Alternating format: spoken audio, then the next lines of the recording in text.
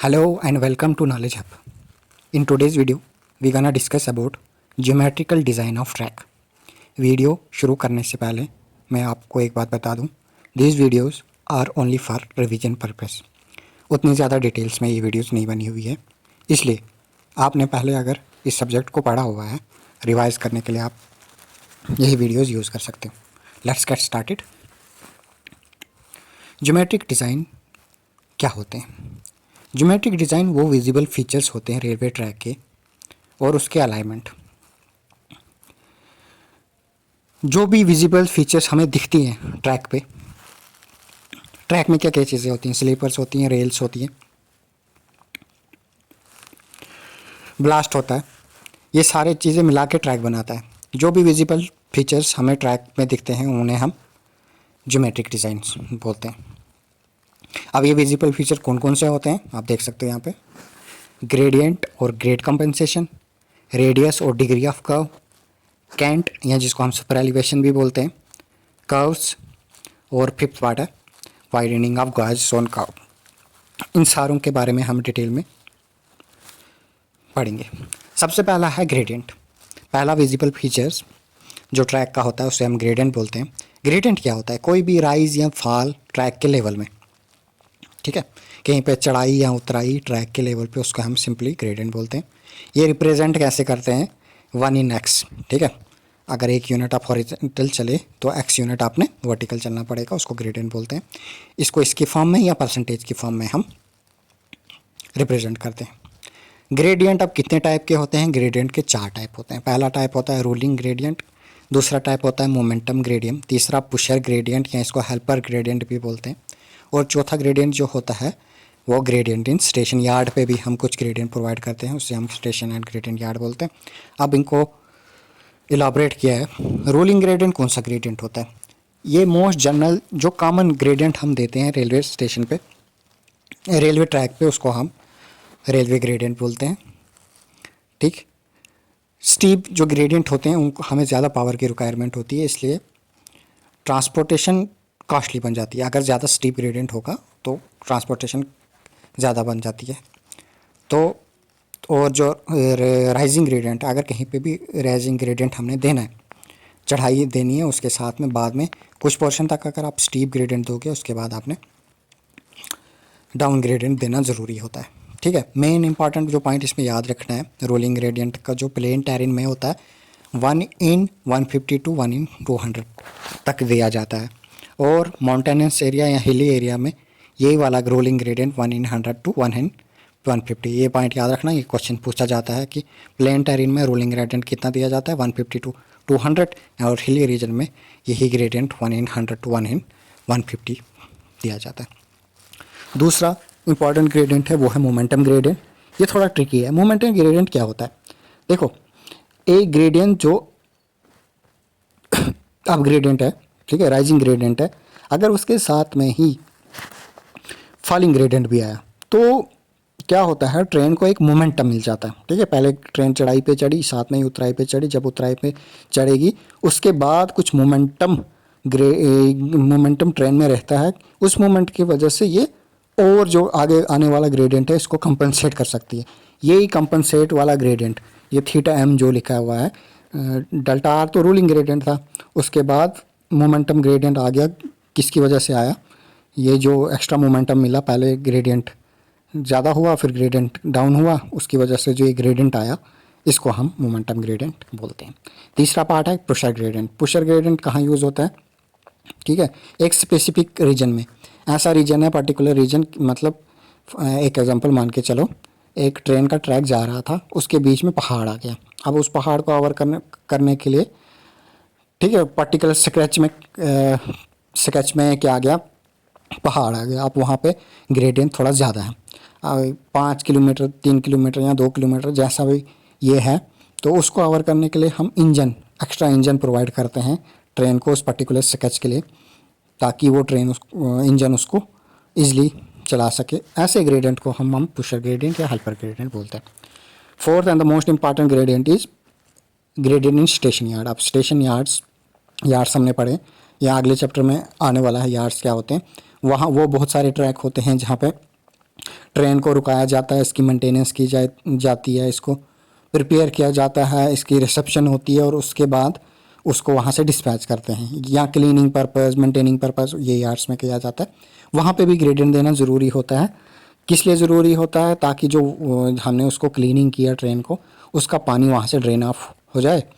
ठीक है, ये बहुत कम होता है। ये देखोगे आप, ये 1 in 400 टू 1 in 1000। ठीक है, ज़्यादा से ज़्यादा इसको अगर आप रखोगे 1 in 400 रख सकते हो, और कम से कम इसको मिनिमम रखना कितना है, 1 in 1000 रखना है, फिर ही जाके पानी ये हो जाएगा, ड्रेन ऑफ हो जाएगा। ऐसे ग्रेडियंट को हम ग्रेडेड एट स्टेशन यार्ड बोलते हैं। Now what is grade compensation? नाम से ही पता चलता है, कंपनसेशन का मतलब होता है कम करना, ग्रेड को कंपनसेट करना। देखो, रोलिंग ग्रेडियंट वो मैक्सिमम ग्रेडियंट होता है जो हम स्ट्रेट ट्रैक पे प्रोवाइड करते हैं। देखो, अब क्योंकि कर्वेचर आया ग्रेड पे, तो रेजिस्टेंस जो होगा ट्रेन को वो कर्व्स पे ज़्यादा बढ़ जाता है। किसकी वजह से बढ़ता है? एक तो देखो, रोलिंग ग्रेडियंट की वजह से तो बढ़ेगा ही बढ़ेगा, साथ में सेंट्रीफ्यूगल फोर्स भी लग रही होती है ट्रेन पे, तो उसकी वजह से क्या होता है, रेजिस्टेंस उसके मोशन को, मतलब उसकी स्पीड को कम कर देता है। इसी रेजिस्टेंस को अवॉइड करने के लिए क्या करते हैं हम ग्रेड को कंपनसेट कर देते हैं, कर्व्स को, इसी को ग्रेड कंपनसेशन करते हैं। अब इसकी वैल्यू, इसकी रिडक्शन कितनी की जाती है ग्रेडियंट में, वो हमें दी जाती है, और ये भी न्यूमेरिकल में हमें पूछ लेता है। ब्रॉड गेज के लिए इसकी वैल्यू होती है, जो कंपनसेट करते हैं ग्रेड, वो होता है ब्रॉड गेज के लिए 0.04% पर डिग्री ऑफ द कर्व। अगर 1 डिग्री का कर्व होगा तो इतना आप वैल्यू को कम करोगे। फॉर मीटर गेज इसकी वैल्यू 0.03% होती है, और ऐसे नैरो गेज के लिए इसकी वैल्यू 0.02% पर डिग्री का कर्व के लिए होती है। क्वेश्चन है आपके पास, अगर रूलिंग ग्रेडियंट 1 in 200 है, ठीक है, रूलिंग ग्रेडियंट 1 in 200 है, ठीक है, बताया था ना रूल ग्रेडियंट के बारे में। तो प्लेन के लिए कितना होता है, मोटरनेस के लिए कितना है, क्वेश्चन में दिया हुआ 1 in 200 है एक स्केच के लिए। और ब्रॉड गेज से दिमाग में आना चाहिए, क्वेश्चन किसके बारे में पूछा हुआ है, इसके लिए क्वेश्चन पूछा है ग्रेड कंपनसेशन का, तो ब्रॉड गेज के लिए कितना होता है इसका percentage, 0.04%। At the same time आपका डिग्री ऑफ कर्व कितनी है, 4 degree saturated on this rolling gradient. What should be the allowable rolling gradient, कितना हम रोलिंग ग्रेडियंट उसमें देंगे। तो पहला हम रोलिंग ग्रेडियंट निकालेंगे, 1 in 200 है, इसको 100 से मल्टीप्लाई किया तो 0.5% हम रोलिंग ग्रेडियंट दे सकते हैं। ठीक, और ग्रेड कंपनसेशन ब्रॉड गेज के लिए 0.04 मल्टीप्लाई करो 4 के साथ डिग्री का हुआ, 1 डिग्री के लिए 0.04 था, इसलिए 4 डिग्री कर्व के लिए इससे मल्टीप्लाई करोगे 0.16 आएगा। अलाउबल कितना होगा, रोल मैक्सिमम ग्रेडियंट कितना है, उसमें से आप ग्रेड कंपनसेशन को कम कर दो तो आपके पास अलाउबल आ जाएगा 0.34%। इसको अगर आप इसमें चेंज करना चाहते हो तो 1 in 294 आपका। Now another important element in geometric design is speed of train. Speed of train किस पे डिपेंड करती है? स्पीड ऑफ ट्रेन डिपेंड करती है 2 चीज़ों पे, एक तो स्ट्रेंथ ऑफ ट्रैक, कितना मजबूत है हमारा track, and power of locomotive, train की कितनी पावर है उस पर डिपेंड करती है। ठीक, 2 बातें याद रखनी है, स्पीड ऑफ ट्रेन डिपेंड करती है एक तो स्ट्रेंथ ऑफ ट्रैक पे और दूसरे पावर ऑफ लोकोमोटिव पे। जो सेफ स्पीड रेलवे ट्रैक की होती है वो होनी चाहिए, कितनी होनी चाहिए, वो मिनिमम होनी चाहिए किसके? पहला पार्ट है safe speed on curve as per Martin formula, दूसरा safe speed calculated as per cant formula, speed जो हम कैलकुलेट करेंगे कैंट फार्मूला की वजह की तरह से, और maximum speed as per length of transition का उसे भी हम निकालते हैं स्पीड वहाँ से, और maximum speed specified by railway board. ये 4 स्पीड्स हम निकालेंगे इन 4 फार्मूले से। उनकी जो मिनिमम स्पीड होगी, इन चारों में से जो मिनिमम स्पीड होगी, पहली safe speed as per Martin formula, ठीक है, कैंट वाला फार्मूला आपको पता है, GV²/127R वाला। लेंथ ऑफ ट्रांजिशन का आगे पढ़ेंगे कि कैसे निकालते हैं इससे स्पीड, और railway board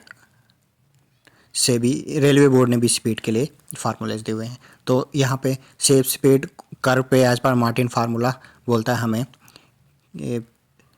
for love speed, पहला part for love speed less than 100 km/h। Transition curve के लिए अगर स्पीड लेस देन 100 km है और ट्रांजिशन कर्व है, हमारा जो मिनिमम स्पीड देनी है हमने वो किसके बराबर है, Vmax = 4.35 √R-67 for broad gauge and metre gauge के लिए, और यही फार्मूला Vmax = 3.6 √9 √R-67 61, ये नैरो गेज के लिए आपका हो जाता है। और ट्रांजिशन कर्व के लिए, नॉन ट्रांजिशन कर्व के लिए यही फार्मूला वी मैक्स का 80% of speed allowed on transition curve. जितनी ट्रांजिशन कर्व पे आपने स्पीड को अलाउ किया ना ऊपर वाले फार्मूले से, वो तो वहाँ से निकाल दोगे और उसका 80% मतलब 0.8 से मल्टीप्लाई कर दोगे तो आपकी स्पीड यहाँ पे आ जाएगी एज़ पर मार्टिन फार्मूला।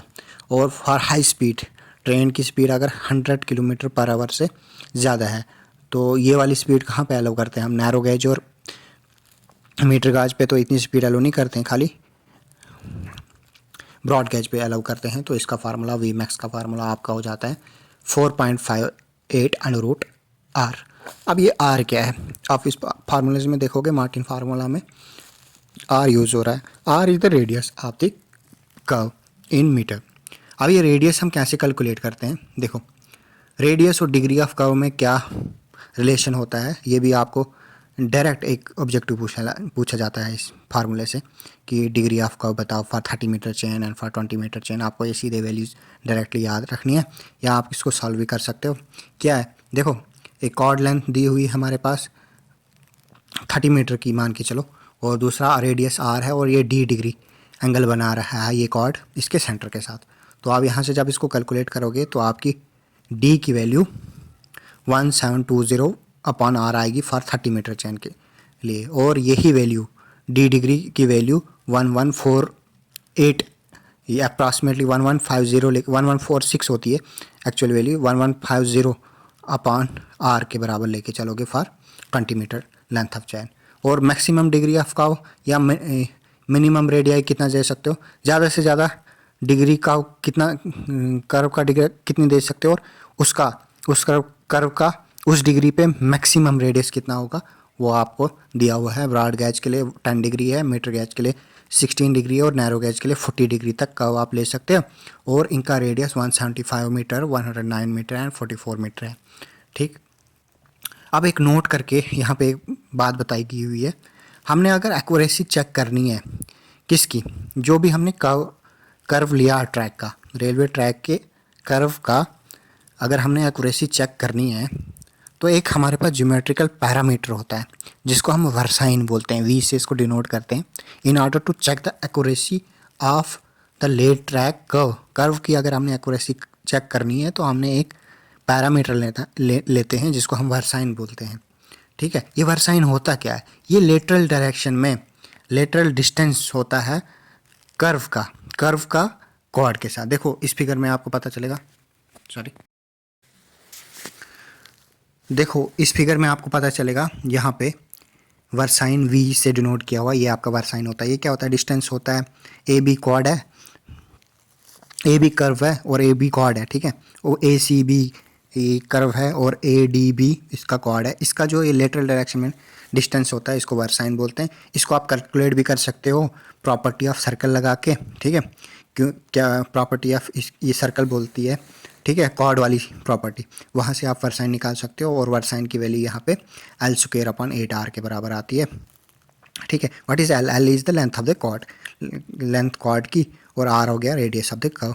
वो आप सिंपली निकाल सकते हैं। बट याद रखना बात, जो वी वर्साइन की वैल्यू होती है यहाँ सेंटीमीटर में होती है और L और R की वैल्यू मीटर्स में होती है।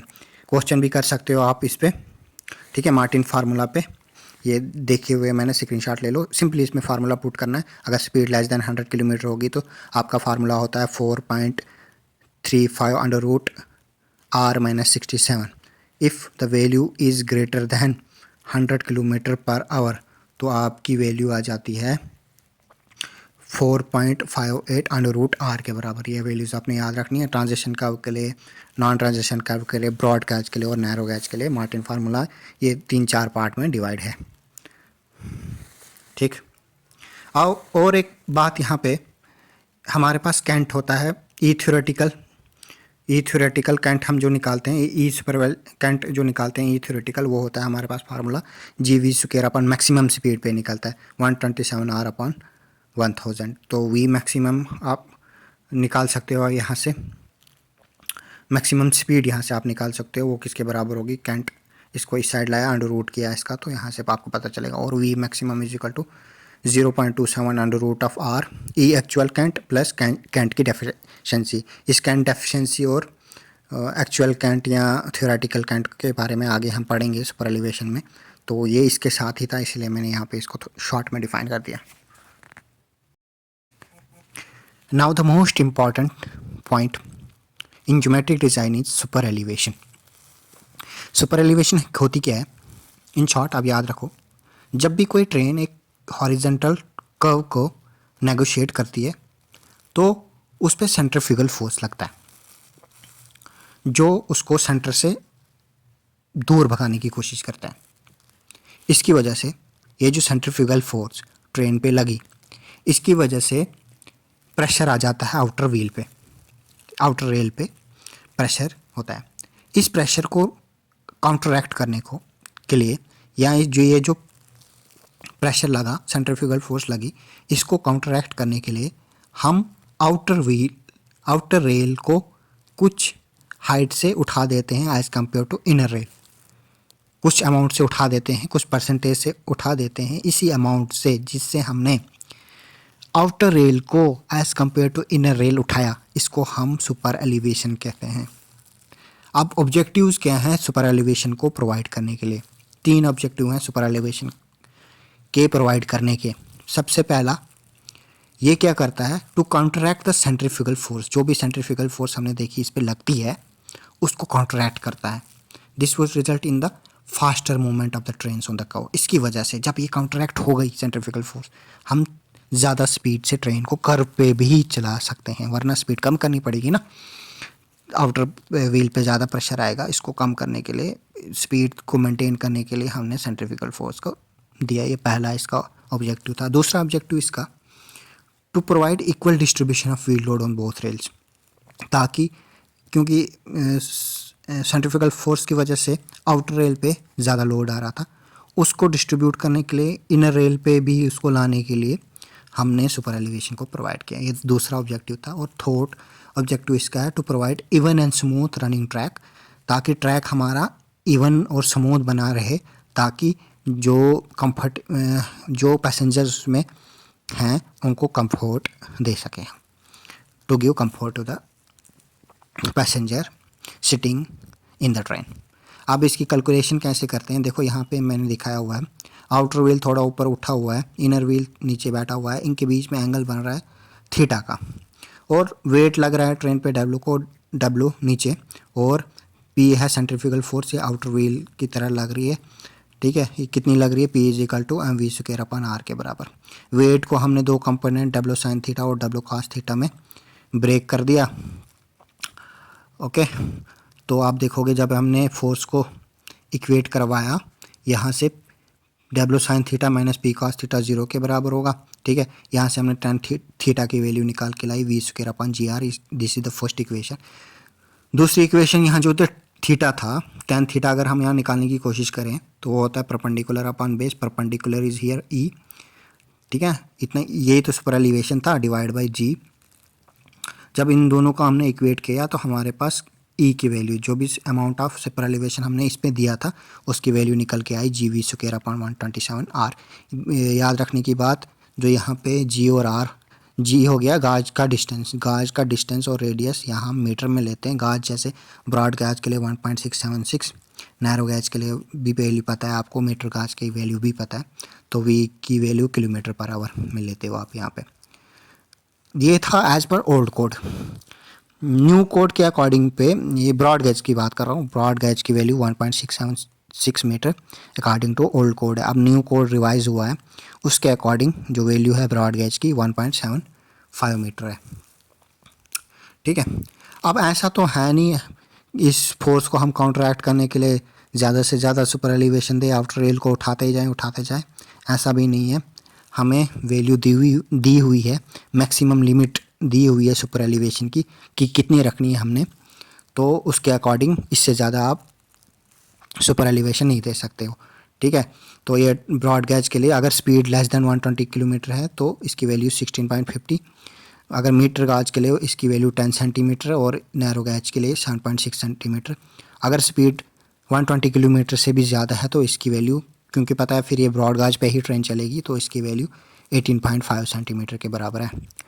तो यहाँ पे ब्रॉड गेज की वैल्यू सिंपल, अगर याद रखना है आपको maximum limit of super elevation, आपने क्या करोगे, सुपर एलिवेशन की वैल्यू 1/10 ऑफ गाज के बराबर लेनी है। जैसे गाज ब्रॉड गेज का कितना होता था, गाज डिस्टेंस होता था उसका 1.676, उसको डिवाइड कर लो 10 से, तो आपकी वैल्यू 16.50 के नियर अबाउट आएगी। ऐसे मीटर गैज को 10 से डिवाइड करो, उसकी 1 मीटर होती है ना, 1 मीटर डिवाइड बाय करो 10 के साथ, तो आपको 100 divide by 10 equal to 10 centimetre के बराबर आएगा। नैरो गैज के लिए ऐसी आपकी वैल्यू 7.6 सेंटीमीटर के बराबर आएगी।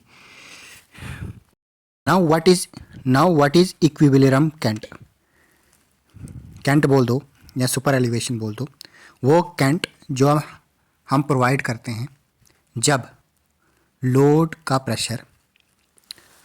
या प्रेशर दोनों व्हील्स पे इक्वल होगा, उस कैंट को हम इक्विलिब्रियम कैंट बोलते हैं। Now what is equilibrium speed, equilibrium speed कौन सी स्पीड होती है? देखो, एक ट्रैक पे डिफरेंट टाइप की ट्रेन्स चलती हैं।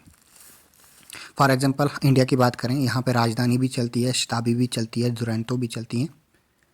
तो इन सब ट्रेन्स के लिए हमें अलग अलग कैंट प्रोवाइड करना पड़ेगा। जो कैंट एक के लिए हमने प्रोवाइड किया वो सूटेबल नहीं होगा दूसरे के लिए, किसी को ज़्यादा कैंट प्रोवाइड करना पड़ेगा, किसी ट्रेन के लिए, किसी के लिए कम कैंट प्रोवाइड करना पड़ेगा। इसलिए हम एक्चुअल कैंट प्रोवाइड करते हैं एवरेज स्पीड के लिए, मैक्सिमम स्पीड के लिए नहीं।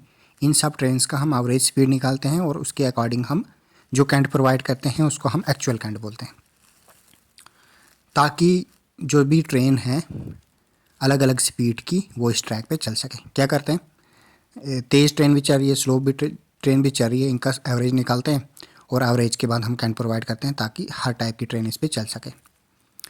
और ये जो इक्विलिब्रियम, इस एवरेज स्पीड को हम इक्विलिब्रियम स्पीड बोलते हैं। इक्विलिब्रियम स्पीड के अकॉर्डिंग हम एक्चुअल कैंट प्रोवाइड करते हैं। और ये इक्विलिब्रियम स्पीड हम कैसे निकालते हैं, इसके 3 मेथड होते हैं। पहला मेथड, अगर स्पीड 50 किलोमीटर से ज़्यादा होगी उस टाइम इक्विलिब्रियम स्पीड जो होती है वी इक्विवेलेंट किसके बराबर होता है, 3/4 वी मैक्सिमम या 0.75 वी मैक्सिमम के बराबर, या safe speed as per Martin formula पहले डिस्कस किया मैंने, ठीक है। तो उसके बराबर होता है इसका मिनिमम। इन दो में से अगर स्पीड ग्रेटर दैन 50 किलोमीटर होगी, इन दो मेथड से हम निकाल देते हैं इक्विलिब्रियम स्पीड, और इक्विलिब्रियम स्पीड का जो मिनिमम वैल्यू आएगी इन दो में से वो अडॉप्ट कर लेते हैं हम। दूसरा, अगर speed less than 50 kilometre per our होगी तो उसमें वी इक्विवेलेंट को हम लेते हैं 50 किलोमीटर पर आवर के बराबरी, या सेफ स्पीड जो हम मार्टिन फार्मूला से निकालेंगे उनमें। और तीसरा मेथड है इसको निकालने का, इक्विलिब्रियम स्पीड को वेटेड एवरेज। सब वेटेड एवरेज कैसे निकालते हैं किसी चीज़ का, एवरेज स्पीड निकालनी है हमने, ठीक है। कैसे निकालेंगे, नंबर ऑफ़ ट्रेन जो चलेंगी मल्टीप्लाई बाई उनकी speed divide by number of train जो चलेंगी, उसको हम इससे निकाल देते हैं। Now what is cant deficiency, cant की डेफिशिएंसी क्या होती? कैंट की डेफिशिएंसी पता चल गया, नाम से डेफिशिएंसी होती कमी। कैंट की डेफिशिएंसी, दोबारा वही कहानी रिपीट, एक ट्रैक पे डिफरेंट टाइप्स ऑफ ट्रेन चलती हैं, ठीक। हाई स्पीड ट्रेन भी चलती हैं और स्लो स्पीड ट्रेन भी चलती है। तो अगर हमने फास्ट या हाई स्पीड ट्रेन चलानी होगी कैंट पे, तो हमने कैंट क्या ज़्यादा देना पड़ेगा, क्योंकि उस पर सेंट्रीफ्यूगल फोर्स ज़्यादा लगेगी ना, उसको काउंटरएक्ट करने के लिए हमने कैंट मैक्सिमम प्रोवाइड करना पड़ेगा। तो वो मैक्सिमम कैंट जो हम प्रोवाइड करते हैं फास्ट रनिंग ट्रेन्स के लिए, उसे हम थ्योरेटिकल कैंट बोलते हैं, ETH से इसको डिनोट करते हैं, ठीक। और हमने अभी देखा, हमने जो एवरेज स्पीड वी इक्विलिब्रियम के लिए जो निकाला था कैंट, उसको हम ई एक्चुअल बोलते हैं ना। ये दो आ गए ना, E theoretical for fast moving train and for average speed trains, उनके लिए हम निकालते थे। जो एक्चुअल हम प्रोवाइड करते हैं उसको ई एक्चुअल बोलते हैं। इनका डिफरेंस, इसका ई थ्योरेटिकल जो फास्ट मूविंग के लिए था, उसमें से जब हम ई एक्चुअल माइनस करते हैं, हमारे पास जो कैंट हमें आता है उसे हम कैंट डेफिशिएंसी बोलते हैं। कैंट डेफिशिएंसी क्यों देनी पड़ती है, कैंट डेफिशिएंसी क्यों आती है? अगर कैंट डेफिशिएंसी अगर ज़्यादा होगी, ये हमें डिस्कम्फर्ट कर देती है, ठीक है। मतलब ई थ्योरेटिकल बहुत ज़्यादा था लेकिन हमने ई एक्चुअल बहुत कम दे दिया, ठीक, बहुत ज़्यादा देना था लेकिन ये थ्योरेटिकल कम दिया, तो इनका डिफरेंस बहुत ज़्यादा आ गया। ये जो डेफिशिएंसी जितनी ज़्यादा होगी ये पैसेंजर को उतना डिस्कम्फोर्ट करेगी। तो इसी को लिमिट कर दिया है, टेबल में वैल्यूज़ दी हुई है कि कैंट एफिशिएंसी की मैक्सिमम वैल्यू आप इतना ज़्यादा से ज़्यादा डेफिशिएंसी कैंट की इतनी रख सकते हो, इससे ज़्यादा नहीं रख सकते हो। ठीक है, अगर इससे ज़्यादा भी आ गई अगर वैल्यू, लेकिन हमने वैल्यू इतनी देनी है, इसको कैंट एफिशिएंसी बोलते हैं। ये ब्रॉड गेज के लिए अगर स्पीड लेस देन 100 किलोमीटर होगी तो आपकी वैल्यू 7.6 सेंटीमीटर। मीटर गाज के लिए ऑब्जेक्टिव इसमें पूछा जाता है इस टेबल से। अगर मीटर गाज होगा तो 5.1 सेंटीमीटर, तो नैरो गैज के लिए 3.8 centimetre, speed less than 100 kilometre. अगर स्पीड 100 किलोमीटर से ज़्यादा है तो आपको पता है ब्रॉड गेज में ही 100 किलोमीटर पर आवर की स्पीड ली जाती है, तो इसका आप कैंट एफिशिएंसी की वैल्यू 10 सेंटीमीटर के बराबर होती है। नाउ एक न्यूमेरिकल है, यहाँ से आपको कैंट एफिशिएंसी का सारा कंसेप्ट समझ आता है। न्यूमेरिकल क्या बोलता है, एक 2 डिग्री की कर्व है ब्रॉड गेज के लिए और एक्चुअल कैंट जो हमने प्रोवाइड किया है वो 80 किलोमीटर पर आवर की स्पीड पे प्रोवाइड किया है। यहाँ से हम ये एक्चुअल निकाल देंगे क्योंकि हमें स्पीड दी हुई है। What is cant efficiency for the train, हमने कैंट एफिशिएंसी फाइंड करनी है ट्रेन की जिसकी स्पीड 120 किलोमीटर पर आवर दी हुई है। ठीक है, तो if it exceed the permissible limit find the safe speed, और हमने सेफ स्पीड भी फाइंड करनी है। मैक्सिमम स्पीड कितनी है यहाँ पे 120 किलोमीटर पर आवर। ठीक है, लेकिन ट्रेन इतनी तेज़ चलेगी या नहीं चलेगी वो हमने फाइंड करना है। अगर इससे नहीं चलेगी, इससे कम ही चलेगी, तो कैंट एफिशिएंसी को दिमाग में रखते हुए स्पीड को हम लिमिट करेंगे। सबसे पहले देखो डिग्री दी हुई है, तो डिग्री वाला फार्मूला से हम यहाँ पे रेडियस कैलकुलेट करेंगे और रेडियस हमारे यहाँ पे निकल आया 1720 अपॉन डिग्री 860 मीटर के बराबर। और हमें पता है इक्विवेलेंट स्पीड या एवरेज स्पीड इसने दी हुई है क्वेश्चन में 80 किलोमीटर पर आवर। और ये एक्चुअल का फार्मूला क्या किसके बराबर होता है, ये फार्मूला याद करना ही पड़ेगा आपको, याद भी है, ट्रांसपोर्टेशन इंजीनियरिंग जो रोडवे है उसमें तो हम यूज़ ही करते हैं। तो इसका फार्मूला होता है GV स्क्वायर अपॉन 127 और जी यहाँ पे गाज का डिस्टेंस टाइम V की वैल्यू 80 पुट करके हमने यहाँ से जो E एक्चुअल निकाला वो 9.82 सेंटीमीटर के बराबर था। और जो E थ्योरेटिकल यहाँ से हमने निकाला, थ्योरेटिकल स्पीड किस पे निकालता है, मैक्सिमम स्पीड पे। मैक्सिमम स्पीड कितनी थी ट्रेन की, GV square maximum, GV maximum का स्क्वायर निकालेंगे, मैक्सिमम की जगह 120 हम कैलकुलेट करेंगे। यहाँ से हमने E थ्योरेटिकल की वैल्यू कैलकुलेट की। अच्छा, कैंट की डेफिशिएंसी कितनी रही अब E थ्योरेटिकल में से हमने E एक्चुअल माइनस करना है। जब हमने यहाँ से इसमें माइनस किया तो हमने देखा कि वैल्यू हमारी आ गई, हमने कितनी कैंट की डेफिशिएंसी है यहाँ पे 12.27 सेंटीमीटर। अब ये ज़्यादा है क्योंकि हमने टेबल देखो, टेबल में हमें दिख रहा है ऊपर टेबल बना है, अगर स्पीड 100 किलोमीटर से ज़्यादा है तो 120 है ना यहाँ पे स्पीड, तो कैंट की डेफिशिएंसी मैक्सिमम कितनी वैल्यू दे सकते हो आप, 10 सेंटीमीटर ही दे सकते हो। अगर 12 भी वैल्यू निकल के आए लेकिन आपने CD जो निकालना है कैंट एफिशिएंसी वो 10 सेंटीमीटर है। अब इस कैंट एफिशिएंसी की वैल्यू ECD 10 लेके और E थ्योरेटिकल की वैल्यू निकाल के हम यहाँ से और E एक्चुअल की वैल्यू निकाल के हम यहाँ से नया E थ्योरेटिकल निकालेंगे, क्योंकि जो E थ्योरेटिकल हमारे पास आया वो क्या है, वो ज़्यादा था। ठीक है, तो वहाँ से हमने देखा E थ्योरेटिकल किसके बराबर होता है, ECD प्लस E एक्चुअल के बराबर। जब हमने इनको ऐड किया तो 19.82 सेंटीमीटर।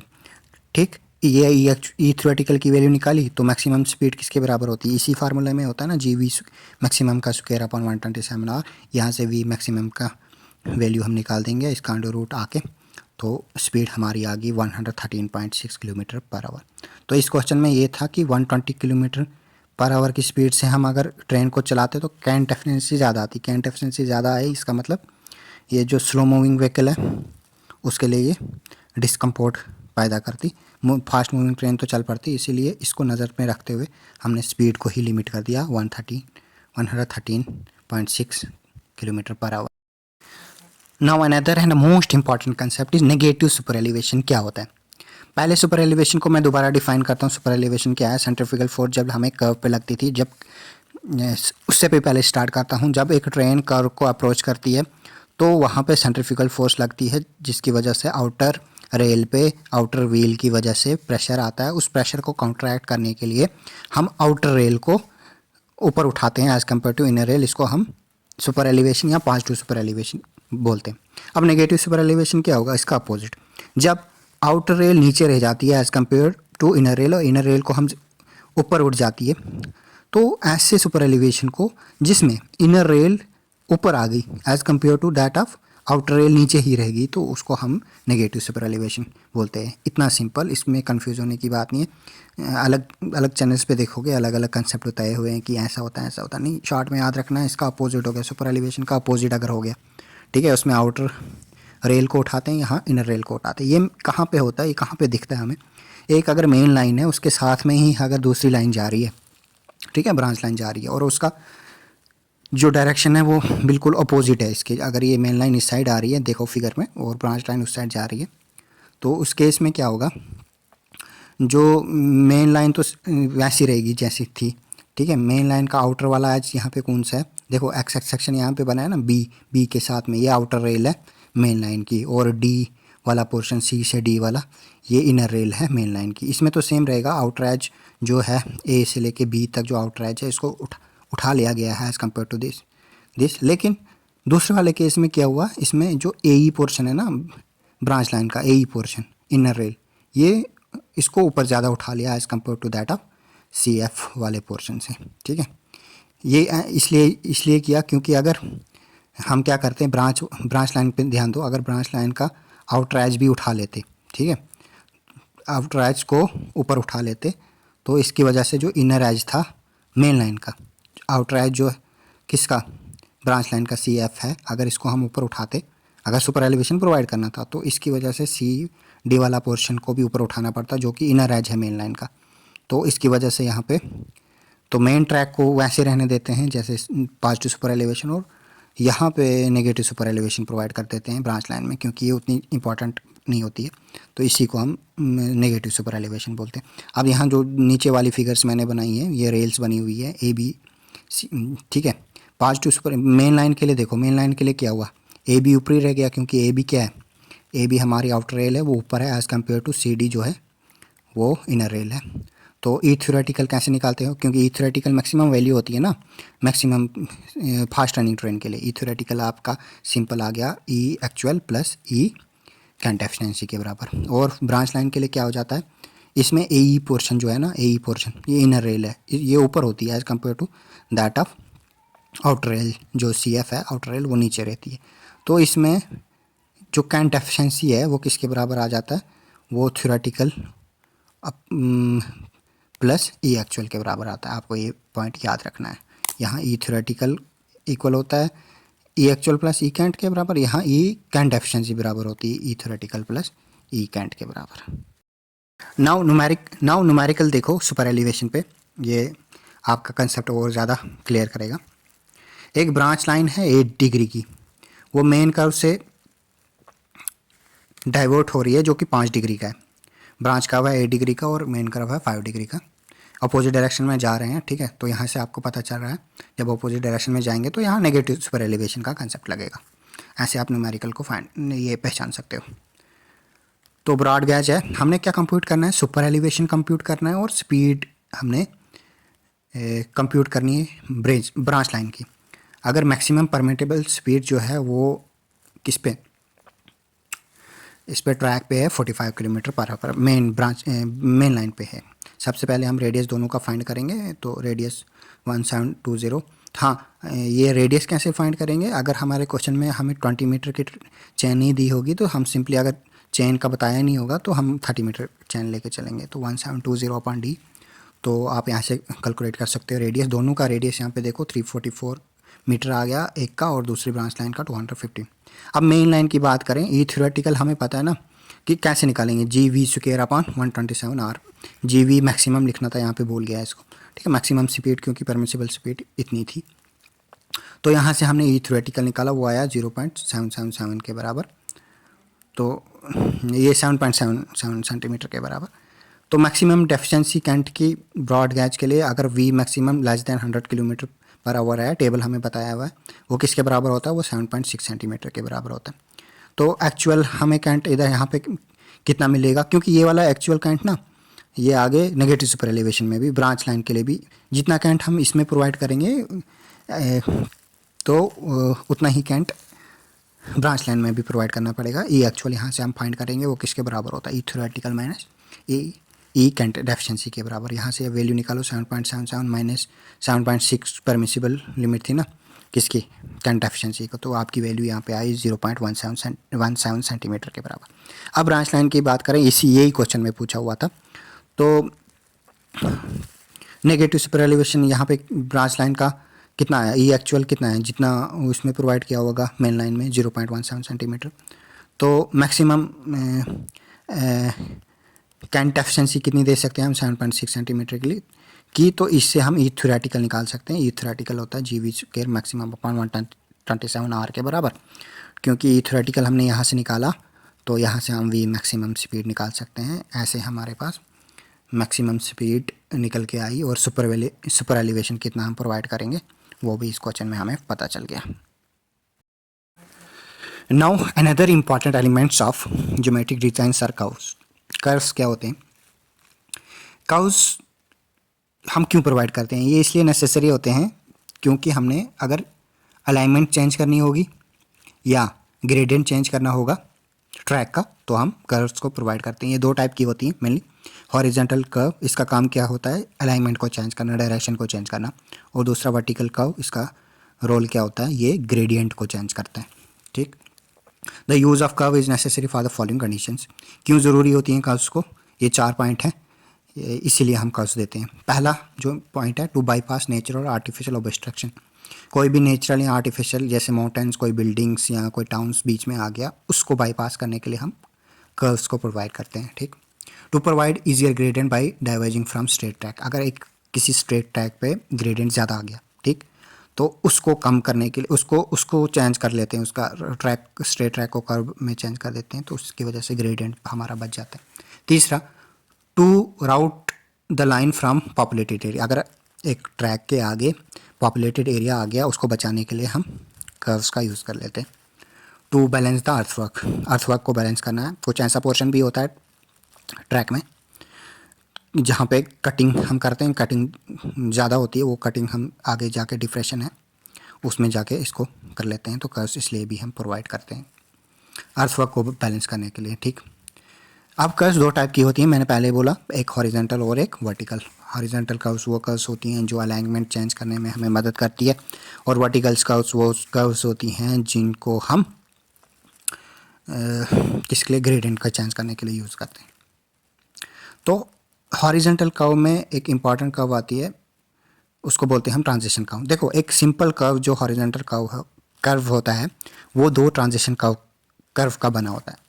अब ये ट्रांजिशन कर्व होता क्या, ठीक है, एक सर्कुलर कर्व दो ट्रांजिशन कर्व से बना होता है। ये ट्रांजिशन कर्व होता क्या, ट्रांजिशन कर्व ये हम प्रोवाइड करते हैं एक सर्कुलर पोर्शन और स्ट्रेट पोर्शन ट्रैक के बीच में। ठीक है, एक ट्रैक स्ट्रेट था, उसको सर्कुलर मोड़ना है। ठीक है, उसके बीच में जो हम कर्व प्रोवाइड करते हैं उसको ट्रांजिशन कर्व बोलते हैं। ये ट्रांजिशन कर्व की क्या खासियत है कि ये इसका रेडियस एक पॉइंट पे स्ट्रेट लाइन के रेडियस के बराबर होता है, आर इजिकल टू इन्फिनिटी। आपको पता है स्ट्रेट लाइन का रेडियस किसके बराबर होता है, इन्फिनिटी के बराबर होता है। और ये जाके आगे रिड्यूस होके सर्कल के रेडियस के बराबर होता है, और आपको पता है सर्कल का रेडियस आर के बराबर होता है। तो ट्रांजिशन कर्व एक ऐसा कर्व होता है जिसका रेडियस एक पोर्शन पे तो इन्फिनिटी होता है, दूसरे पोर्शन पे इसका कर्व, इसका रेडियस किसके बराबर होता है, इन्फिनिटी के बराबर होता है। तो टाइप ऑफ ट्रांजिशन कर्व कौन कौन से होते हैं, ये फिगर आपको बनी है, ठीक है, ग्राफ ये दिया हुआ है। तो 3 टाइप के ट्रांजिशन कर्व होते हैं, एक होता है स्पाइरल, एक होता है क्यूबिक पैराबोला या फ्रॉड्स कर्व भी बोलते हैं इसको, और तीसरा होता है लेमनिस्केट कर्व। अब स्पाइरल कर्व हम कहाँ पे यूज़ करते हैं, हम ये रोड में, हम रोड हाईवे में यूज़ करते हैं स्पाइरल कर्व। ये अप टू 9 डिग्री तक अगर हमें जाना होगा तो स्पाइरल कर्व का यूज़ करते हैं। अच्छा, रेलवे इंजीनियरिंग में जो हम पढ़ रहे हैं सब्जेक्ट, रेलवे इंजीनियरिंग में कौन सा कर्व यूज़ होता है, इसको भूलना नहीं, क्यूबिक पैराबोला यूज़ होता है। क्यूबिक पैराबोला या इसका दूसरा नाम फ्रॉड्स कर्व भी बोलते हैं इसको। ट्रांजिशन कर्व जो रेलवे इंजीनियरिंग में यूज़ होता है उसे हम क्यूबिक पैराबोला या फ्रॉड्स कर्व बोलते हैं। ठीक, तो एक प्रॉपर्टी है कि स्पाइरल कर्व और क्यूबिक पैराबोला। स्पाइरल जो किस में यूज़ हुआ था, हाईवे में यूज़ हुआ था, और क्यूबिक पैराबोला किस में यूज़ हुआ था, रेलवे इंजीनियरिंग में यूज़ हुआ था। अप टू 4 डिग्री ये सेम ही होते हैं। और तीसरा जो ये लेमनिस्केट टाइप का कर्व है, ट्रांजिशन कर्व, ये जहाँ पे डिफ्लेक्शन बहुत ज़्यादा होगी, मोर देन 90 डिग्री डिफ्लेक्शन अगर निकल के आई, तो ऐसे कंडीशन में हम लेमनिस्केट कर्व को प्रोवाइड करते हैं। Now analysis of transition curve. देखो उतना इम्पॉर्टेंट है नहीं ट्रांजिशन कर्व का एनालिसिस, लेकिन बीच में इसकी इक्वेशन पूछ लेते हैं। इसको आप अगर प्रूव करना चाहोगे तो देख सकते हो फिगर में। इक्वेशन क्या होती है पैराबोला की, y is equal to A X cube plus B X square plus C X plus D. तो बाउंड्री कंडीशन हमने लगाई जब x भी 0 था, y भी 0 था, वैल्यूज इसमें आपने पुट की इक्वेशन में, आपकी d की वैल्यू 0 के बराबर निकल के आई। सिमिलरली x को 0 पुट किया, इसको डिफ्रेंशिएट किया इस इक्वेशन को, तो आप यहाँ से c की वैल्यू निकल के आई, वो भी c इज इक्वल टू 0 निकल के आए। तीसरे पार्ट में आप देखोगे x की वैल्यू 0 पुट की, डिफ्रेंशिएट किया, डबल डिफ्रेंशिएट किया इसको, तो ये सी ए एक्स प्लस बी आ गया, तो b की वैल्यू भी यहाँ पे 0 निकल के आए। और एंड पे ट्रांजिशन कर्व के जब एंड पे आते हो आप, जो रेडियस है ट्रांजिशन कर्व का वो किसके बराबर होता है, सर्कुलर कर्व के बराबर होता है ना। स्टार्टिंग में स्ट्रेट पोर्शन से जब आता है तो इन्फिनिटी था, तो जब सर्कुलर कर्व में आता है इसका रेडियस r के बराबर होता है, तो इसकी डबल डिफ्रेंशिएशन, इसका मतलब x किसके बराबर होगा उस टाइम, l के बराबर होगा, तो रेडियस ट्रांजिशन कर्व का सर्कुलर कर्व के बराबर होगा। तो इसकी जब डबल डिफ्रेंशिएशन की तो हमारे पास यहाँ से a की वैल्यू 1/6 RL के बराबर आया। जब ये वैल्यू हमने इक्वेशन, जो पहले हमने इक्वेशन लिखी थी y is equal to X square plus B X plus C X plus D, जो भी इक्वेशन थी उसमें वैल्यू पुट की, तो y की वैल्यू हमारी, ये याद रखने वाली बात है, y is equal to 1/6 RL into X cube के बराबर है। हाँ, स्लोप भी बीच में पूछ लेता है, slope of transition curve tan phi से हम इसको स्लोप को निकालेंगे। ये यहाँ पे दिखाया है tan phi और tan डेल्टा, तो tan थीटा मैक्सिमम स्लोप किसके बराबर होगी, वो L/2R के बराबर होगी। ऐसे ही डिफ्लेक्शन हम निकालना चाहें तो डिफ्लेक्शन हमारा tan delta is equal to 1/3, 1/3 होता है tan phi की डिफ्लेक्शन, और आपको इसमें स्लोप में डिफरेंस पूछ लेगा, ठीक है। डिफ्लेक्शन 1/3 टाइम्स होता है as to that of slope. इतना सा याद रखना कि डिफ्लेक्शन 1/3 होता है, और डिफ्लेक्शन की वैल्यू भी याद रखना और इसकी वैल्यू भी याद रखना। Now length of transition curve.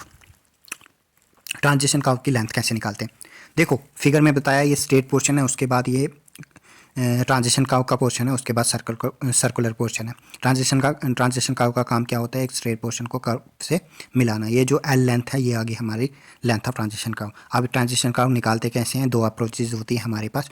पहली अप्रोच में देखो, as per code, old code, as per new code, 2 code, new code और ओल्ड कोड। आपने क्या करना है, आपने अगर आपको फार्मूला या क्वेश्चन पूछ लें, आपने ओल्ड कोड ही यूज़ करना है जब तक ना वो आपको न्यू कोड बोले, ठीक है। इसकी वैल्यू आपको याद ही रखनी पड़ेगी, ऐसा कोई शॉर्टकट है नहीं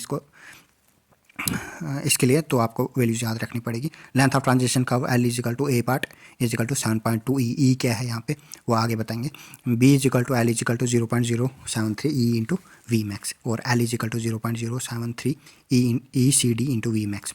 यहाँ पे L जो है, यूनिट याद रखना ज़रूरी है कि L किस में है, L मीटर में है।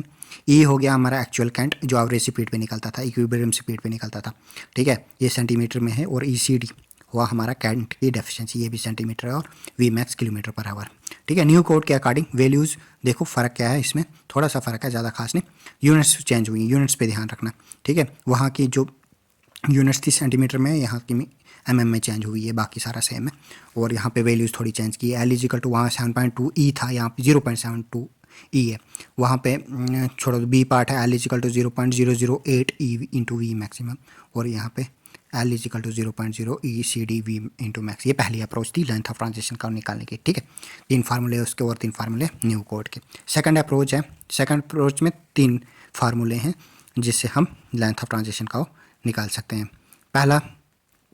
पहली अप्रोच है railway board formula. Railway board ने इसका फार्मूला दिया है L is equal to 4.4 under root R के बराबर, ठीक। दूसरा based on radial change of acceleration. Radial change of acceleration हो रहा है, ठीक है। एक्सेलरेशन का चेंज होना रेडियल डायरेक्शन में, मतलब कर्व पे जब जा रहा होगा ना तो रेडियल चेंज होगा एक्सेलरेशन का। L is equal to 3.2 V cube upon R metre per second. और as per the rate of change of super elevation L is equal to 3.6 E. Note करके एक बात है, ठीक है, नोट करके एक बात है, ये पहले भी बोली है मैंने, फिर भी याद रख सकते हो आप। न्यू कोड के अकॉर्डिंग अगर क्वेश्चन में न्यू कोड के अकॉर्डिंग क्वेश्चन पूछे तो आपने गाज की वैल्यू जो पहले की 1.676 थी ना, वो चेंज होके 1.75 मीटर हो गई है, और डी की वैल्यू 1.750, ये न्यू कोड के अकॉर्डिंग आपको बताया हुआ है। ठीक, ट्रांजिशन कर्व की लेंथ हमने पढ़ ली। हमने पीछे देखा था जब हमने स्पीड को स्टार्ट किया था ना, उसके according to Martin formula, according to cant efficiency, speed जो हमने पहले पढ़ी थी, तो उसमें एक हमने लिखा था कि स्पीड हम according to length of transition curve भी फाइंड कर सकते हैं, मैक्सिमम स्पीड। तो maximum speed according to transition curve वो दी होती है फार्मूले से। फॉर नॉर्मल स्पीड, अगर नॉर्मल स्पीड होगी less than 100 kilometre per hour, तो वी मैक्सिमम की वैल्यू हमारी 134 एल अपॉन ई एक्चुअल के बराबर होती है। ये फार्मूला आपको याद रखने पड़ेंगे। फॉर नॉर्मल स्पीड अगर ये greater than 100 kilometre per hour के बराबर होती है, तो ये होता है हमारा V maximum is equal to 198 L upon E cant और 198 L upon E C D. ठीक है, लेंथ मीटर में ई एक्चुअल और E C D, E cant actual और कैंट एफिशिएंसी हमारी एम में यहाँ पे होगी। ठीक है, यहाँ पे देखो एक क्वेश्चन है, एक क्वेश्चन देख ही लेते हैं हम इसका। हमने लेंथ फाइंड करनी होगी किसकी, ट्रांजिशन क्या होगी। कैलकुलेट द करंट एफिशिएंसी, हमने करंट एफिशिएंसी को फाइंड करना है और परमिसिबल स्पीड को फाइंड करना है। ठीक है, तो ये स्पीड के बेस पे क्वेश्चन है। Also find the equation.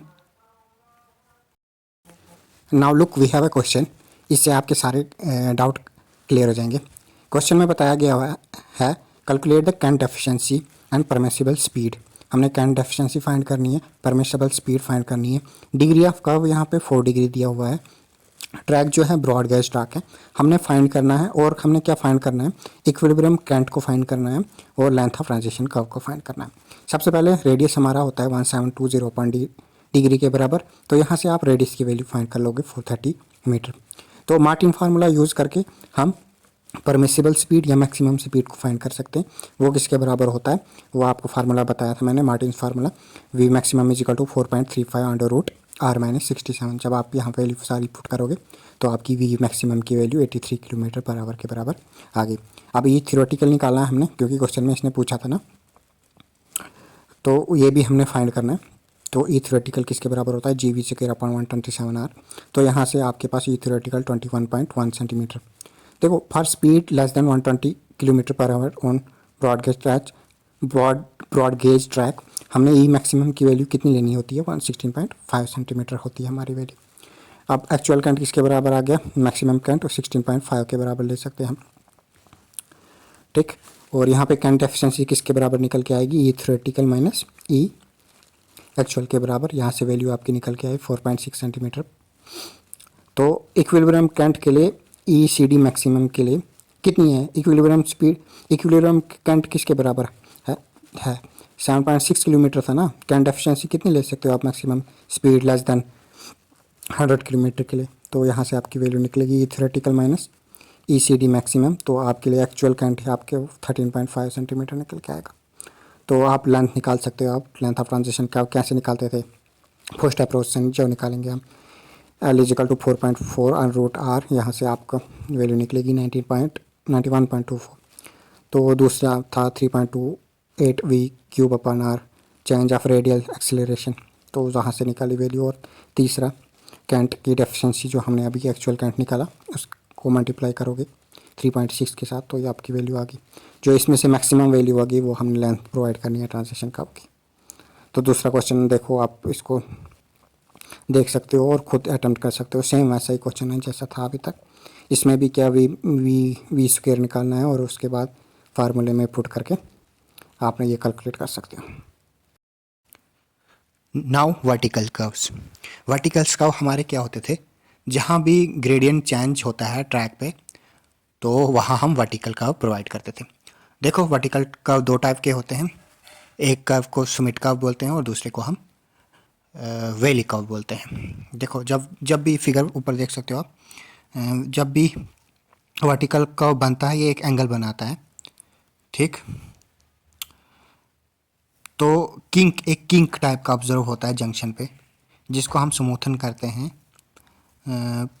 ताकि स्मूथन करते हैं, कैसे स्मूथन करते हैं, कर्व प्रोवाइड करते हैं। जब एक ग्रेडियंट दूसरे ग्रेडियंट को फॉलो करता है तो वहाँ पे एक किंक फॉर्म होता है, उस किंक को हटाने के लिए हम कर्व का यूज़ करते हैं। और अच्छा, और एक बात इसमें याद रखने वाली है, जो ये वर्टिकल कर्व है इसमें जो हम कर्व प्रोवाइड करते हैं वो किस टाइप का होता है, वो पैराबोला होता है। क्यूबिक पैराबोला नहीं होता है, खाली पैराबोला होता है। जैसे हमने पढ़ा था ट्रांजिशन कर्व में जो था वो हमने प्रोवाइड किया था cubic parabola, but in this case it's provided is parabola. Now another important term is widening of gauges on curve. हम गाजेस को कर्व पे थोड़ा वाइड करते हैं। वो क्यों करते हैं, देखो जो हमारे व्हील बेस होते हैं वो होता है रिजिड। फ्रंट एक्सल तो अच्छी तरह मूव कर लेता है कर्व पे, बट जो रियर एक्सल का आउटर व्हील है वो सेम पाथ को फॉलो नहीं कर पाता है, जिसकी वजह से हमेशा गैप रहता है आउटर रेल को। अब इस गैप को हटाने के लिए प्रोविज़न हमने बनाना पड़ेगा, नहीं तो क्या हो सकता है, टिल्टिंग हो सकती है रेल की। तो इस गाज को थोड़ा ना वाइडर प्रोवाइड किया जाता है। इसका हमारे पास फार्मूला होता है विच इज़ इक्वल टू, हाँ तो कर्व पे गाज को थोड़ा वाइडनिंग किया जाती है इसकी, जिसको हम एक फार्मूले से दिखाते हैं, जिसका फार्मूला है D is equal to 13 B plus L का whole square upon R. It's in centimeter में हम प्रोवाइड करते हैं। अभी इनकी डिफरेंट टाइप ऑफ बी का मतलब क्या होता है यहाँ पे, B is equal to rigid wheel base, metre में इसकी वैल्यू होती है। नॉर्मली ये 6 मीटर लेते हैं हम फॉर ब्रॉड गेज के लिए, और 4.88 फॉर मीटर गाज के लिए। और एल जो होता है ये होता है lap of flange. Lap of flange कैसे निकालते हैं हमें, इसके लिए भी फार्मूला होता है L is equal to under root of H square plus D H. अब ये डी क्या है, एच क्या है, फिगर से आप देख सकते हो। देखो ये डी आ गया है डायमीटर ऑफ फ्लेंज, ठीक।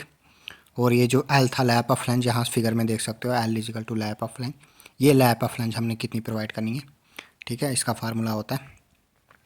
और यहाँ पे जो एच होता है वो depth of flange below the top of the rail.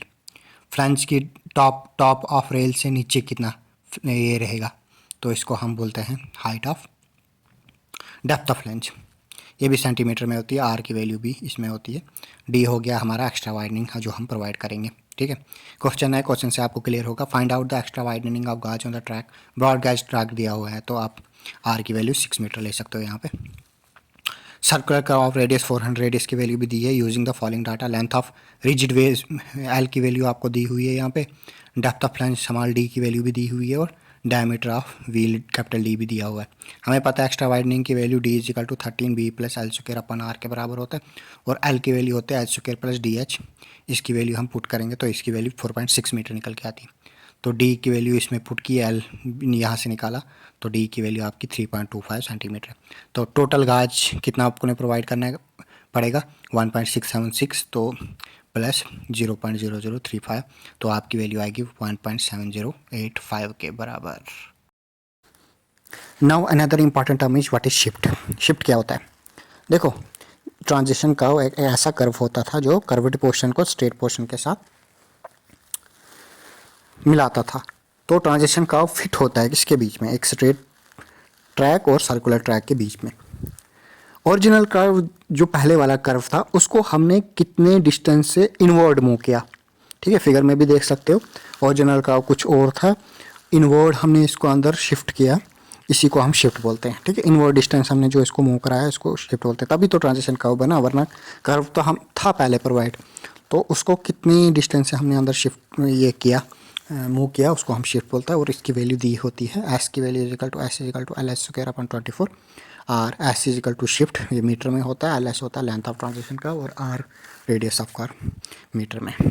Now what are check rails. Check rails क्या होती है, देखो जब भी ट्रेन एक कर्व को कॉन्ट्रैक्ट करती है तो वहाँ पे सेंट्रीफ्यूगल फोर्स लगती है। सेंट्रीफ्यूगल फोर्स की वजह से आउटर व्हील पे ज़्यादा प्रेशर आता है, ज़्यादा प्रेशर आया तो रेल का आउटर रेल क्या होने लगता है, इस पर ज़्यादा प्रेशर लगना पड़ता है, इसको एरोड होने का खतरा होता है। इसको बचाने के लिए हम इनर पोर्शन के पैलर में एक रेल प्रोवाइड करते हैं, उस रेल को हम चेक रेल बोलते हैं, ठीक। ये था चेक रेल का काम। और चेक रेल और इनर रेल के बीच में गैप इतना होना चाहिए, इससे ज़्यादा नहीं। थिकनेस ऑफ फ्लैंज जो होती है, thickness of flange of wheel होती है, उससे ज़्यादा इसका बीच में डिस्टेंस नहीं होना चाहिए। आप फिगर में भी देख सकते हो, इनर व्हील के साथ में पैरेलल में एक रेल प्रोवाइड की जाती है ताकि वियर एंड टियर जो मेन आउटर रेल या इनर रेल की है उसको हम बचा सके, उसको हम चेक रेल बोलते हैं। नाउ एक क्वेश्चन है, यहाँ से आपको ट्रांजिशन कर्व का क्वेश्चन है, आपसे सारा कन्फ्यूजन खत्म हो जाएगा। Determine the length of the transition curve. Transition curve की हमने लेंथ एल निकालनी है और इसके ऑफसेट हैं 50 metre for broad gauge track, 4 degree का कर्वेचर है और कैंट यहाँ पे जो प्रोवाइड है वो 12 सेंटीमीटर की है। और जो मैक्सिमम परमिसिबल स्पीड है, इस पे जो ट्रेन की स्पीड है वो कितनी लेके चलनी है, 85 किलोमीटर पर आवर। सबसे पहले हम रेडियस निकालेंगे। रेडियस इज इक्वल टू 1720 अपन, क्योंकि 30 मीटर की चेन ये अगर नहीं दिया होगा क्वेश्चन में तो 30 मीटर की ले सकते हो। 430 मीटर यहाँ पे आपका रेडियस आया। परमिसिबल हमारे पास 85 किलोमीटर की स्पीड है, तो आप यहाँ से वी मैक्स मार्टिन फार्मूला से भी निकाल सकते हो, तो वो होता है 4.35 अंडर रूट आर माइनस ये। तो यहाँ से आपकी जो मार्टिन फार्मूला के अकॉर्डिंग जो परमिसिबल्स मैक्सिमम परमिसिबल्स वी मैक्स जो परमिसिबल स्पीड निकल के आई, मैक्सिमम स्पीड निकल के आए वो 83 किलोमीटर पर आवर निकल के आए। तो एक्चुअल कैन 12 सेंटीमीटर का था। कैन डेफिशिएंसी मैक्सिमम कितनी होती है, स्पीड अगर less than 100 kilometre per our होगी तो 7.6 सेंटीमीटर आप ले सकते हो कैन डेफिशिएंसी। ई थ्योरेटिकल इन दोनों का सम तो 19.6। यहाँ से ई थ्योरेटिकल निकाला तो यहाँ से हम मैक्सिमम स्पीड निकालेंगे।